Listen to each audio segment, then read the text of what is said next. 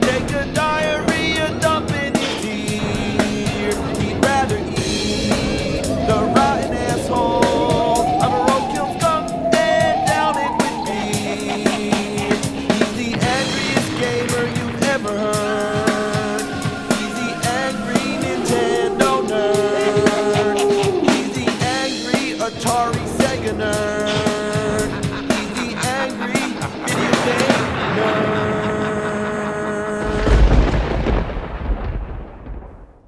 As a kid, one of my favorite series of children's books was the Berenstain Bears. It's been passed on as a tradition to every generation. It began publishing in the 60s and continues to the present day.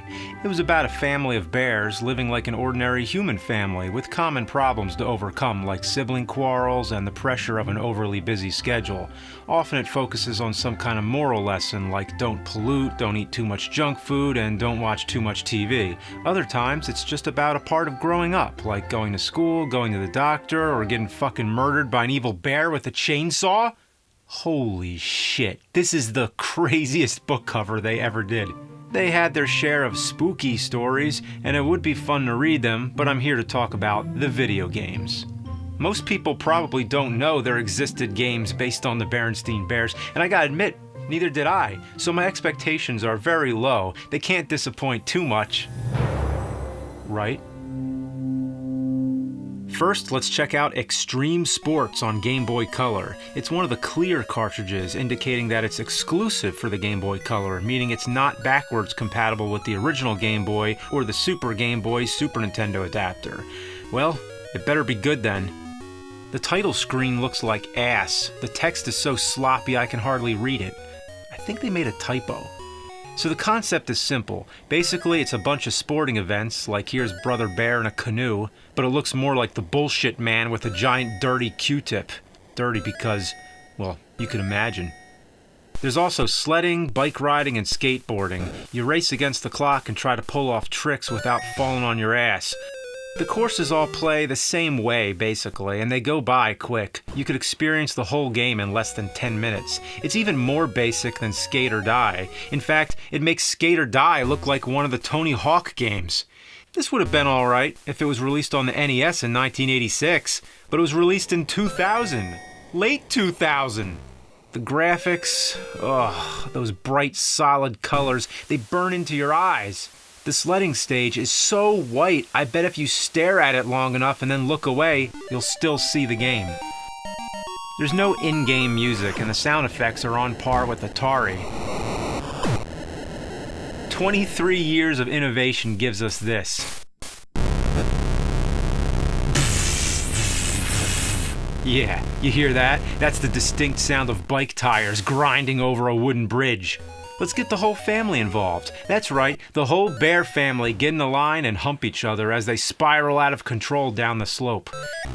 Well, after all, it is extreme sports. This has got to be crazy, right? Whoa! It's a bunch of bears spinning around on a raft. They're falling off the raft. It's pretty extreme here. No, if this qualified as extreme sports, I want to see the bears in a spaceship, shooting an atom bomb through a basketball net. I want to see them riding through a lava river with robot cobras and nuclear sharks, passing footballs to electric tornadoes. That's extreme sports. Yeah, this game's extreme, alright. Extremely shitty. Speaking of primitive, let's go backwards in time. You know they made a Berenstain Bears game on Atari 2600? It's pretty interesting because... Whoa, wait a minute. Berenstain? They totally fucked up the spelling. Anyway, what makes this game interesting is that it was made specifically for the Sound 1 or KidVid voice module, an audio cassette player that connects to the Atari.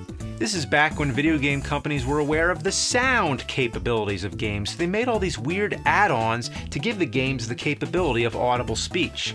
Kinda reminds me of that other one. You know, the Intellivision IntelliVoice voice synthesis module, which included only 5 compatible games. Only 5, including B-17 Bomber. But you wanna know how many the KidVid had?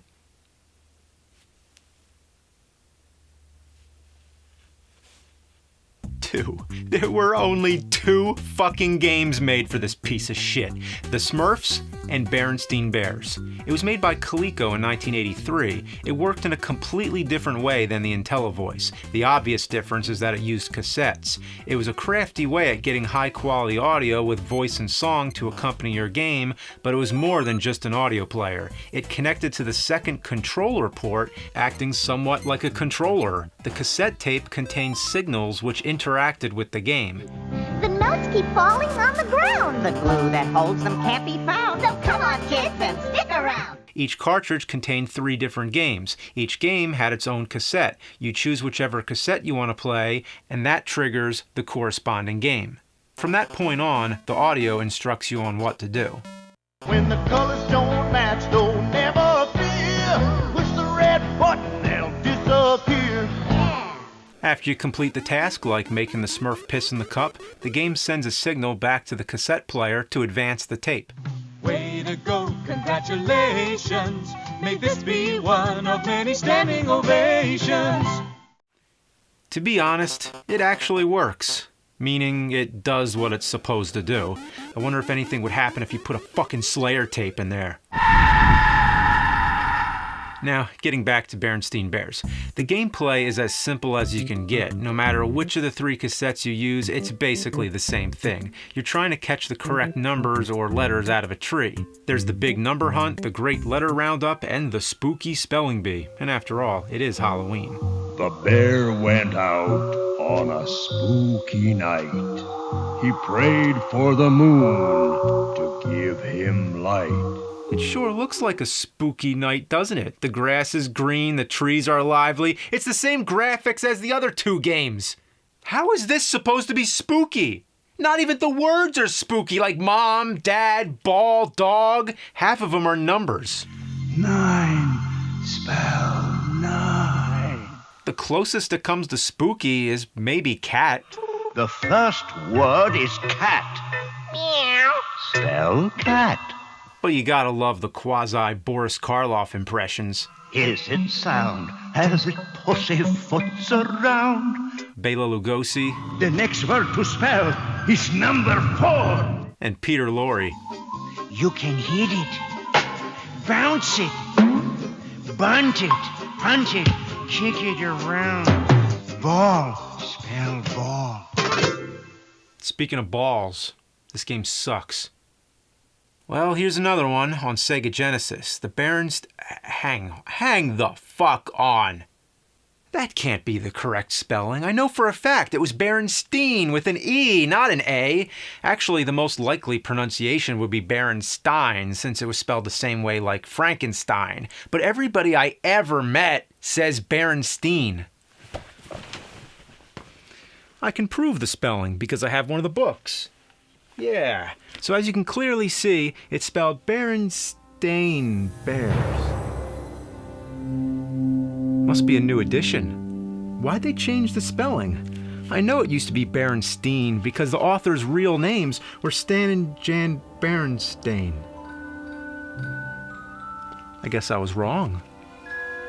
My whole childhood was wrong.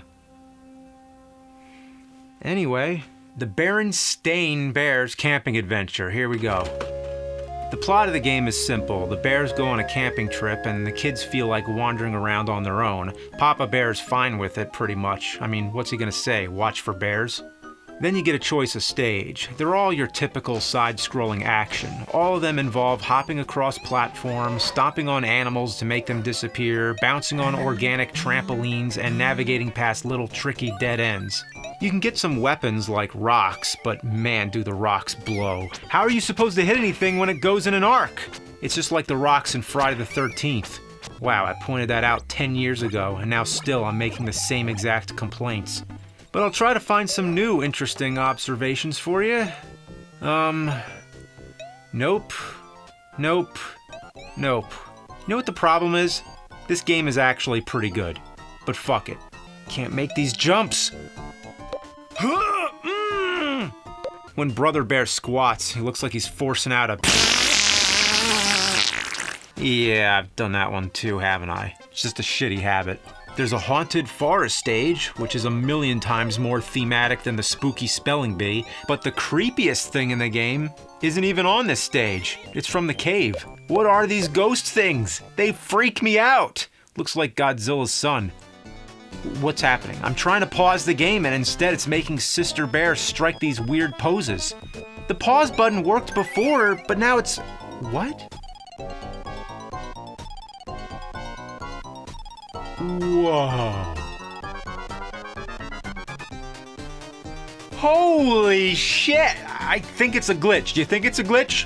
I think it's a glitch. This is the mother of all glitches.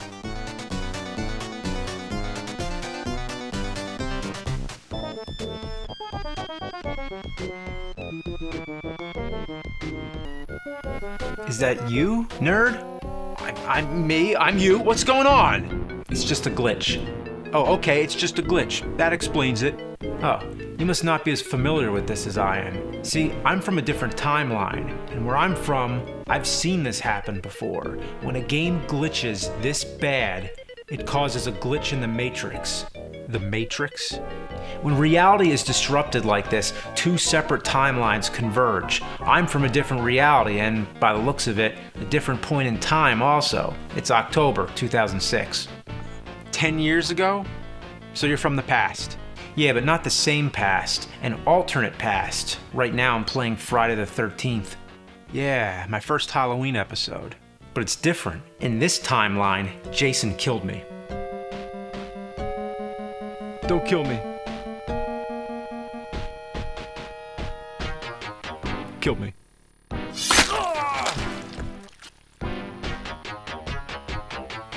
But you're alive. No, I'm dead. Trust me, I'm in hell. It doesn't look like hell. It looks normal, like you're just playing the game. Exactly, I'm playing the game. It's hell. Same thing. Now wait, you're in the past, you're in another dimension, and you're in hell too? Yeah, but it's the hell of this dimension. Whoa, whoa, whoa. Once you get into sub-dimensions and shit, it gets complicated. But look, there's no time to explain all that right now, because if we end up talking too long, the two dimensions might end up swapping, and we don't want that to happen, so it's best you hit reset. Okay. Yeah, so just go back to that game, whatever it is. Berenstain Bears. Oh, you mean Berenstain Bears? No, apparently it's Berenstain. Well, Berenstain is how I always remembered it, but in my dimension, it's actually spelled Berenstain. Anyway, bye now.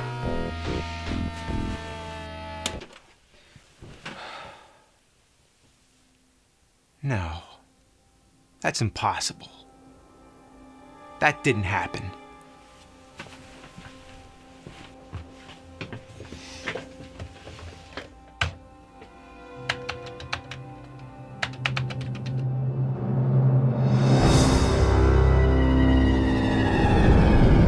Berenstain Bears conspiracy theory. It's on the internet. That means it must be real.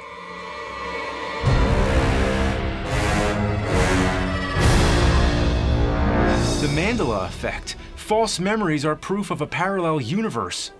Some people think it had to do with time travelers setting off the butterfly effect, but no matter what the theory, everybody remembers Berenstain.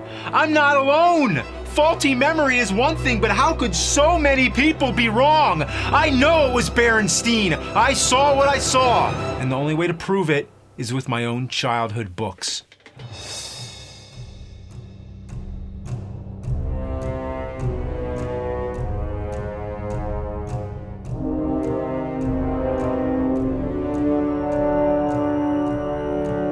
I haven't been back to my old childhood home in decades, but I'm sure those books are still in the attic.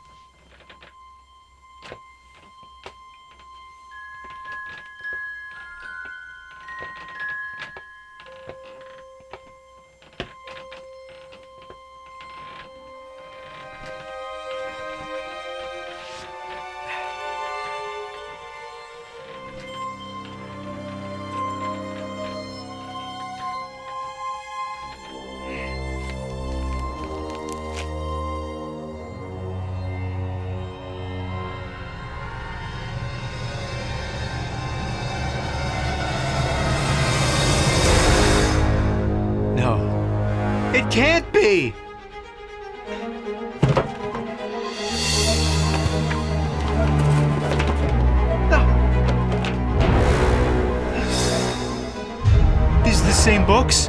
I remember the torn page, the mustard mark, the shit stain. These are my old books, but it was spelled Steen! It was spelled Berenstain!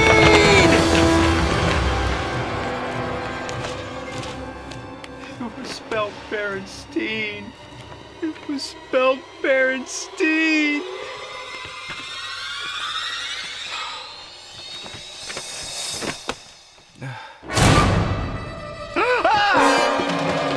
You shouldn't have come here. Get away. Now! I was just trying to prove the Berenstain Bears were spelled with an E. I know. So it's true. It's true in your native universe. What? Go. There's no time to explain. Give me the quick version. I need answers. Then I'll go. There exist many universes with infinite little minor differences. The universe you come from, it was spelled Steen. At some point between your childhood and now, you and a lot of other people unknowingly crossed over into this universe where it is spelled Stain. That's only one example of many other things that people blame on bad memory. So these aren't my childhood books. They are, but they're your childhood books from this universe. The ones you remember are still in the other universe. So I can't get to them. No. These undetected interdimensional crossovers happen all the time. Nobody can truly go back to their childhoods. It's all different now. Like Ninja Turtles on NES. Admit it, you liked that game as a kid. It wasn't until you grew up, you changed your mind and thought it was shit. Did you ever think maybe it was good? You didn't change. The game changed to shit. My God. Like where I come from, Double Dragon 1 and 2 sucked. 3 was the good one. No way. Yeah, only thing it had that weird typo. Billy and Jimmy? How'd they make a mistake like this? Billy isn't even a real name. We all know it's Bimmy and Jimmy. No fucking way. Well, how about those bears? Are you from the Steen or Stain universe? Neither. Now I've told you everything. You need to go. One last thing. Why are you here? I'm one of the rare individuals to find a way to hop between dimensions, to find the universe I came from. I wanted to go back, but it's all in vain. When two of the same person are in the same universe creates a paradox. The only way to restore balance, one of them has to die. I killed you.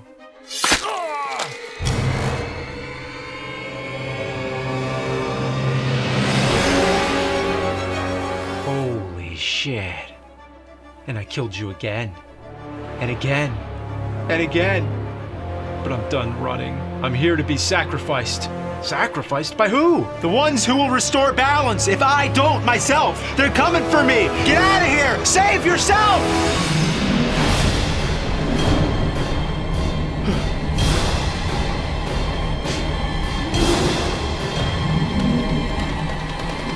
In my universe, it's not Berenstain or Berenstain. It's Bloodstain.